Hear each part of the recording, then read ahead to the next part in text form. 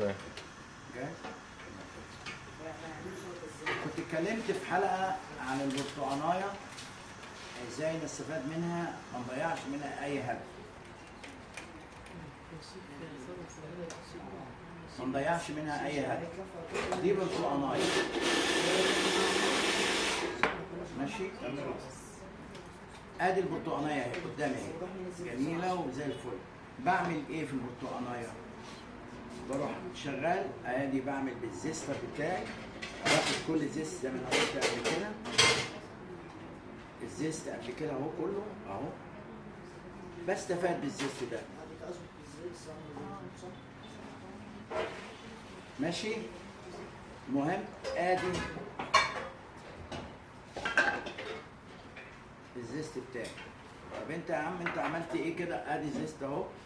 طبعا انا ماليش دعوه، ده فليفر، بس انا الفليفر ده بيبقى فيه نسبه مراره، بروح بنازل بنسبه ميه، اروح عامله كده اهو، واروح مطلعه تاني، بستفاد بيه اهو. بصوا ادى لون جميل اهو وحلو، بس فيه نسبه مراره. المراره دي تتشال ما تخليهاش، لكن انت تصفي المراره اهي، صفيها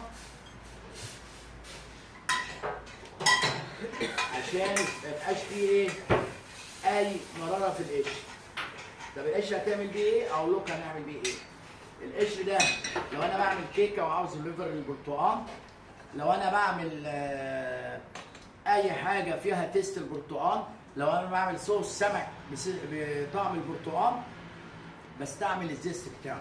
طب انا عايز استعمل ده، اقول له اهو تعالى هنا، ده كده زي ما انا قلت اهو، قشر البرتقانه كل جوانبها اهي،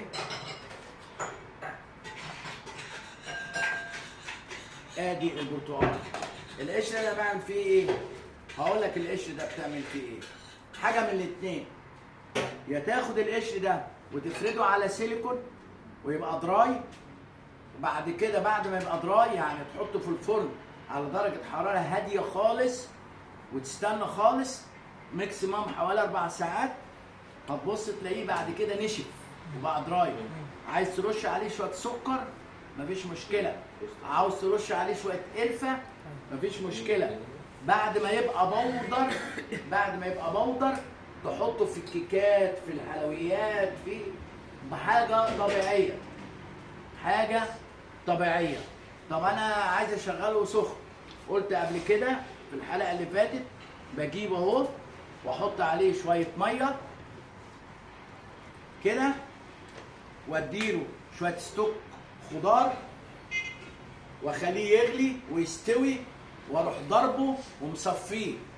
لما اضربه واصفيه معايا بعد كده بروح ربطه، احط له بقى معلقه مستردة، احط له شبت، احط له اي فليفر حولته لصوص سمك.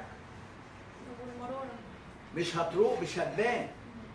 ليه؟ انا قلت اهو، انا عملت اهو دلوقتي، نزلته في ميه، اول ميه ليا بلانشيه اي حاجه عشان المراره بتروح اهي، دي فيها اهو بلانشيه كده خلاص. دي بقى كده خلاص المراره راحت. دي خلاص المراره راحت، واروح انام ميه تاني واشتغل على كده.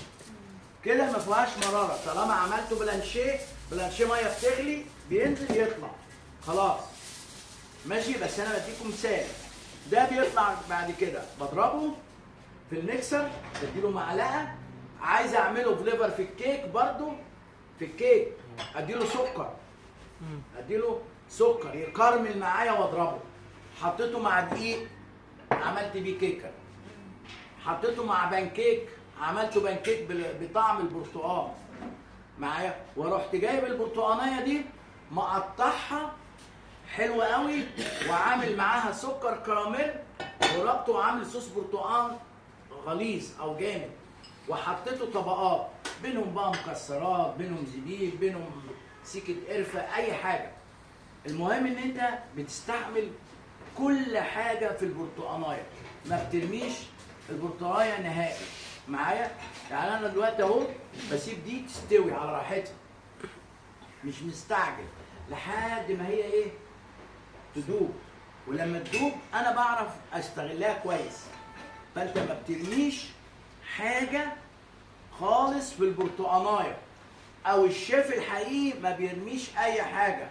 زي ما قلت لكم البنجر انا عملته منه رز البنجر، استغليته، قطعت كيوبسات، خدت اللون بتاعه، والكيوبسات دي ممكن عملت لها تاني شويه ميه واديتها سكر، سنه سكر ومعلقه وسنه برتقان، وشغلته في الحلو.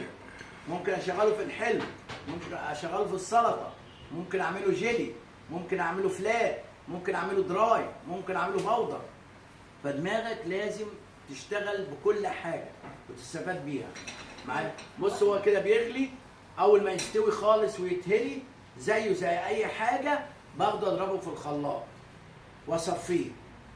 الجو بتاعه اللي بيطلع ده اروح حاطط عليه معلقه دقيق وبيضه واعمله بانكيك، او اعمله ايه؟ كيكه بالفليفر بتاع البرتقال. يبقى انا كده ما بكلفش نفسي. خلاص يا شباب؟ اوكي.